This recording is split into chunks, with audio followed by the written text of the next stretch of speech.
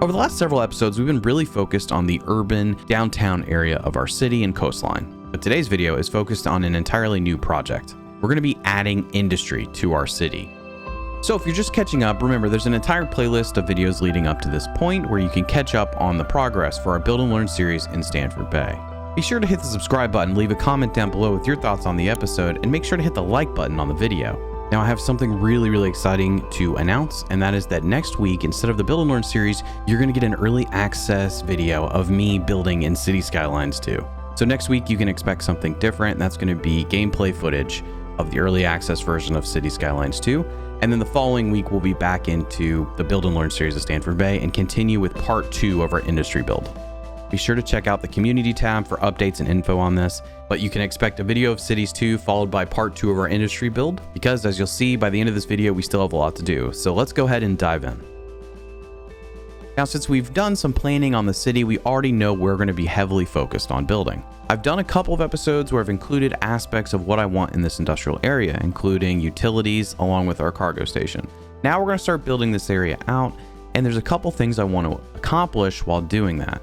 One thing I always tend to struggle with is building out train lines that seem a little bit more robust than just really basic train lines. And I'm going to be doing this by utilizing something that comes along with industries, which is warehouses.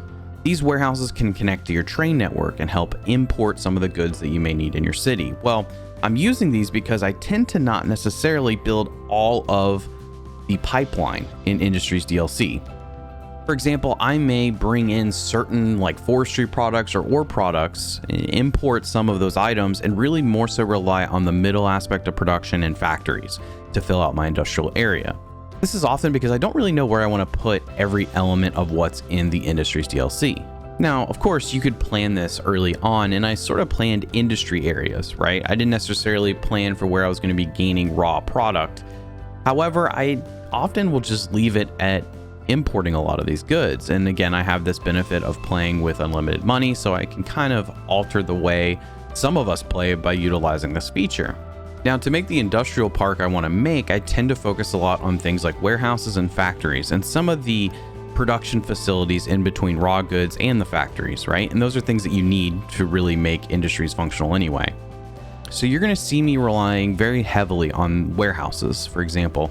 Warehouses that I don't necessarily need all the time, however, give the look of industry. And I use a couple of warehouses that are actually like Industries DLC type, where they do have some sort of product that they hold and you can tell it, do you want to fill, balance, or keep it empty? Also, you can find some warehouses on the workshop that act as just general industry, which is kind of helpful to, supply some jobs. Now, going back to the train line, I can use a couple of these warehouses that attach directly to the train system in order to bring in some of these products. And I think this tends to look kind of neat. Now, whether it'll look good here, we'll see. But I think tying it closely to our line that runs into the cargo station will be kind of cool, and it's going to make our area appear a little bit more robust, along with being functional.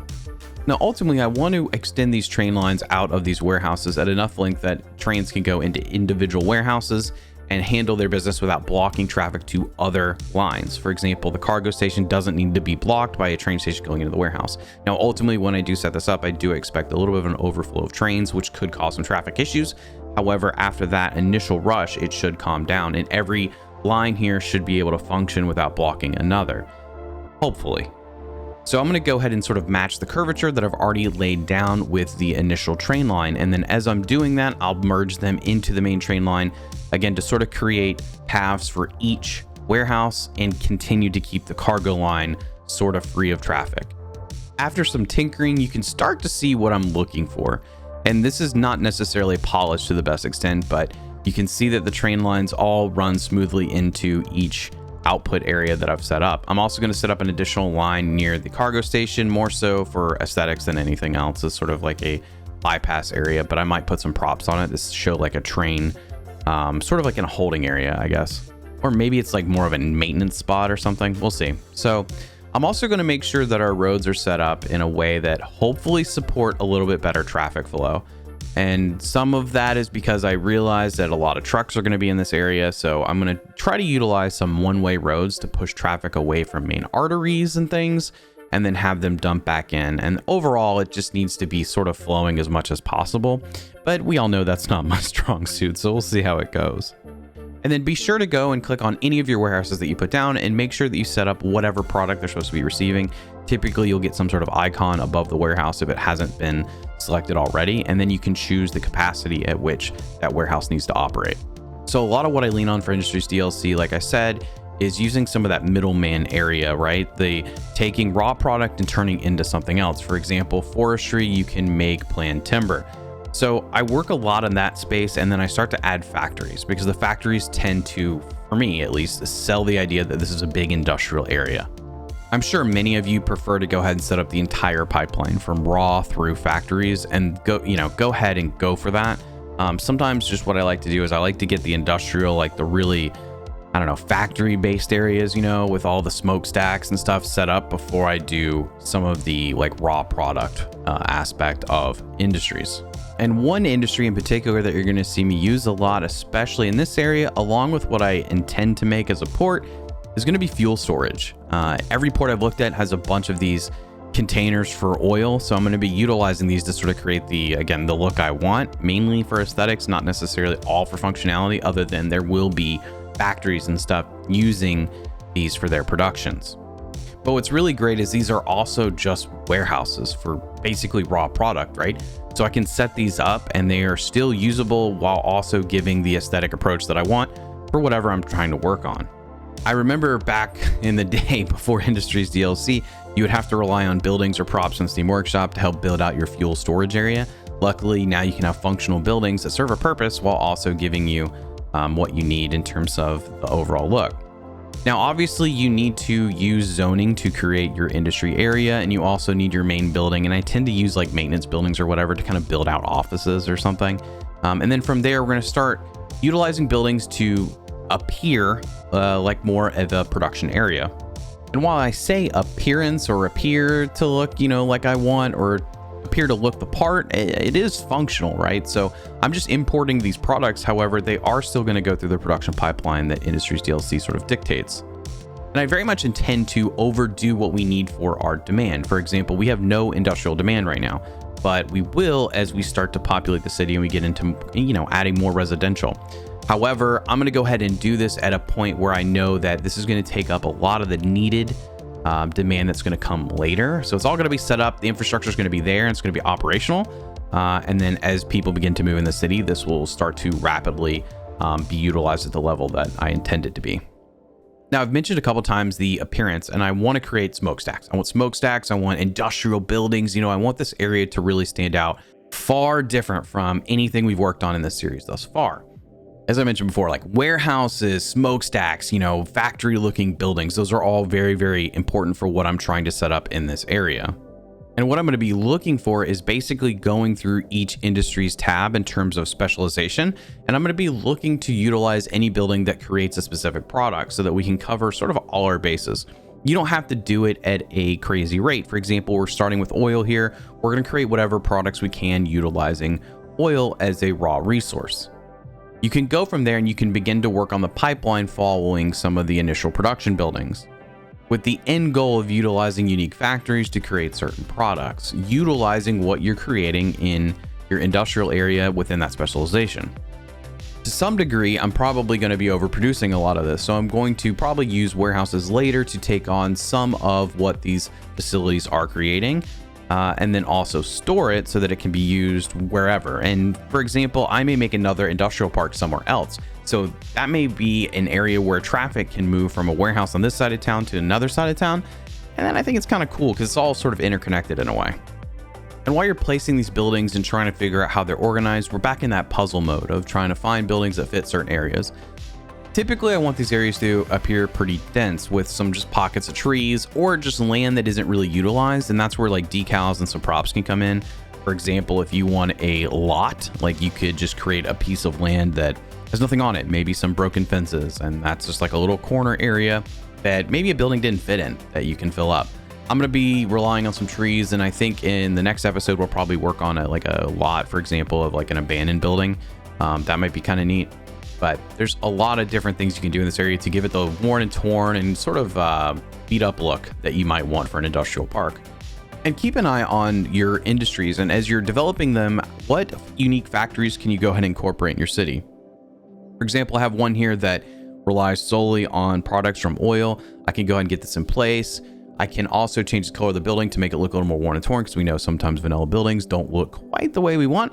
And then finally, I can go in with BOB and I can switch out props and trees to help it blend more with the rest of the city. So boom, we already have kind of our first pipeline, right? From raw product oil to some sort of product at the end of the production cycle. If I give one piece of advice for traffic that I feel like I'm okay to, hand over, when you're setting up stuff, don't stress about the immediate traffic flow into your city or into certain things that you build. You're going to tend to have some sort of initial rush of traffic that happens. Don't overreact to that immediately. Let that kind of settle down before you make adjustments to whatever you're building. And obviously my train line needs some work. We'll get to that a little bit later. I just wanted to go ahead and connect and make sure things were functional. Now, while we ignore my rough looking train lines, I'm going to go ahead and start working on our next industrial specialization, which is going to be ore. And for me, I can tend to blend that in better with oil in some of my industrial areas, whereas farming is a little more difficult. Farming, I think you need to kind of move away from town, especially for your raw product type stuff. Same with forestry to some degree, right? But if you're not looking for trees or, animals roaming around, you probably don't want that parked right in the middle of your factories.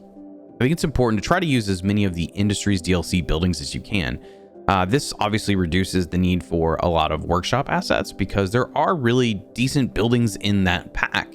In fact, as I mentioned before, I like to use a lot of warehouses, and each specialization tends to have warehouses for certain raw products and things. So you can store a lot of stuff, from a functionality perspective that trucks can pull off of, but they're also useful, right? In filling, your industry area up. It's crazy how so many of these decisions can also go back to planning your city. You may want to focus on a specific industry or specialization while you're building your city, or that's what just, you think exists there, right? Maybe it is just forestry, or maybe it is farming, and you can lean very heavily on industries DLC to provide at least some of those assets for that. Totally up to you, totally up to how you plan your city. For me, I'm going to use a mix of different industries to create the area I want, primarily just make a bustling industrial park. Also included in industrial park is trains going through buildings. That's a problem we'll have to fix later. Haven't quite figured it out yet, but one day we will. That's kind of entertaining, I guess. Now, much like we did with our oil production, we want to continue to incorporate some of these factory buildings, some of these buildings that just don't look as pristine as the downtown might look, right? We want to make a grungy area, right? It's all about industry.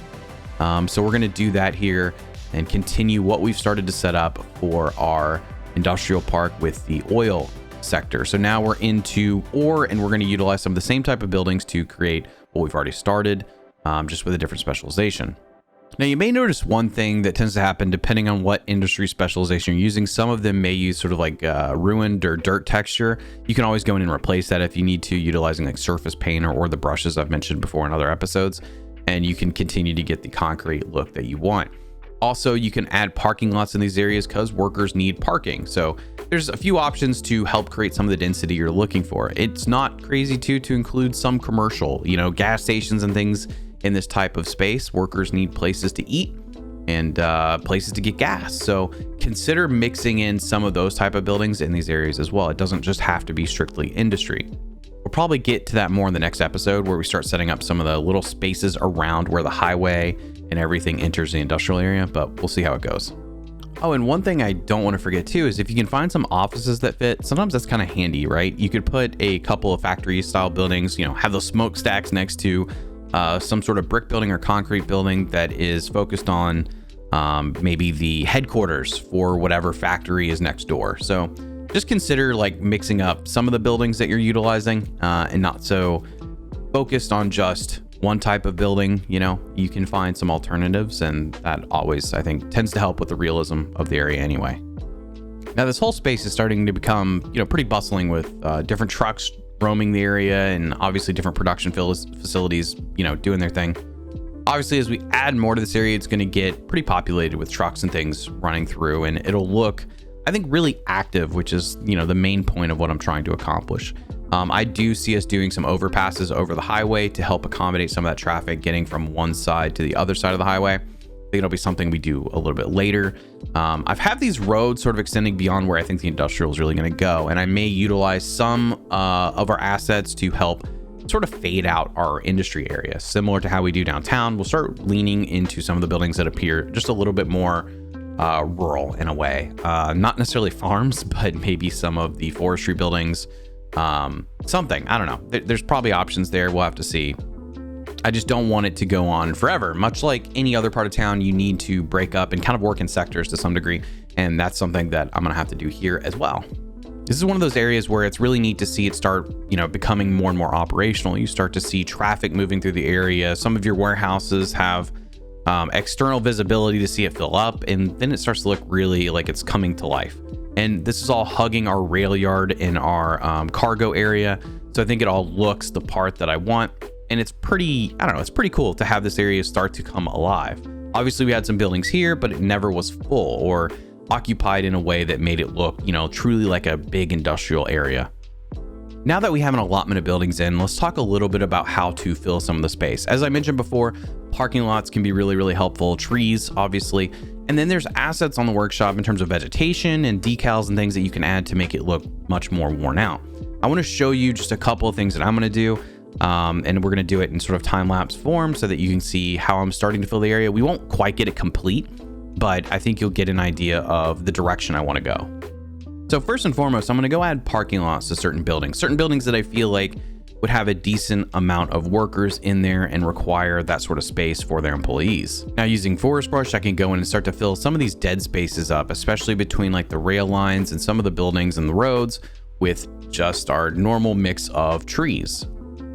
Filling in these areas with some vegetation is pretty helpful. You don't want everywhere to necessarily be full of trees. That's sometimes a mistake I make. But just getting some into some of these spaces is kind of nice. I don't know. It tends to look very, very cool to have networks and things outlined by trees to some capacity. Like you start to create a nice little look, and it makes things appear more finished at the minimum. There's also a couple of assets. I know I've brought up the weeds version of this, but there's also a grass network that is super, super helpful for filling up some areas. They're just giving a different texture. So you can utilize these pretty quickly, right? And then you can also match curvature of another network or just an area that you're building around, right? And it's very, very simple to place. So you could go in and place some of this type stuff around your trees. You can also go in and put some different clusters of bushes or some grass, and then you can fill up an area and it's going to look really, really nice and kind of overgrown. So I'm going to do this little spot as an example, but you can see how quickly it starts to turn into something that just looks very unkept and more of in the industrial side of town than anything else. And again, this is only just a sample of what you can do in some of these areas. You start throwing in some broken fences and stuff, and you're going to get a very, very cool look in your industrial pockets. Any sort of debris and that kind of thing will also add to what these spots look like. And as you progress and start to practice adding sort of details like this, you'll get a better handle on, I think, what you can do and what you can make out of some of the assets you have or some of the things you can find on the workshop. Because again, there's plenty of stuff on the workshop. Not everyone downloads as much as I do, but there's some cool options for how you can make these little industrial areas and some worn and torn spots come to life, man. I know I talk about that a lot, but it's a really, really cool way to set your city up and set it apart. And you don't always have to make everything so dense. Like you can put sporadic trees in certain areas. I need to get better at creating areas that maybe don't have as many trees, right? They're just fields almost of just undeveloped land. I need to get a little bit more in the habit of that. But sometimes putting these like pockets of trees in between two roads, especially with how close these are together, where you're not going to put any sort of buildings or anything, is kind of cool too. Really, detailing can be used in these type of areas to fill some of that awkward space that you just don't know what to do with. Adding some weeds and things like that obviously add some texture. There's plenty that you can do, and you can really make these areas stand out in their own way. Not everything has to be pretty. Not everything has to have flowers and stuff. The clusters on the workshop are really great for just creating, again, textures on the ground that look different. And I think there's a lot of opportunity, when you start playing with details in this type of capacity where it's not all perfect and clean. It's a lot of fun. Without breaking much of a sweat, we've created a pretty cool industrial area. And I think what's also nice is it doesn't rely simply on generic industry, but instead it uses a lot of industry's DLC and is fully functional, right? And we're just importing some of the goods in to help us out. But overall, I think it's, creating the appearance that I wanted for our industrial park. Now, in addition to this, we're going to do the next episode, which is going to kind of cover the other side of this industrial area. And then eventually we'll get to setting up a port area, which will be another extension of industry in our city. So there's a few steps to go for creating everything that I want in terms of the industries part of the city, but we're getting there. So I hope you enjoyed the episode. Be sure to hit the subscribe button, leave a like, drop a comment down below with any suggestions. Be sure to check out our community tab because we do put up polls and things like that for you to help me choose what we're doing next. And I hope you enjoyed it. Take care, and I'll catch you next time.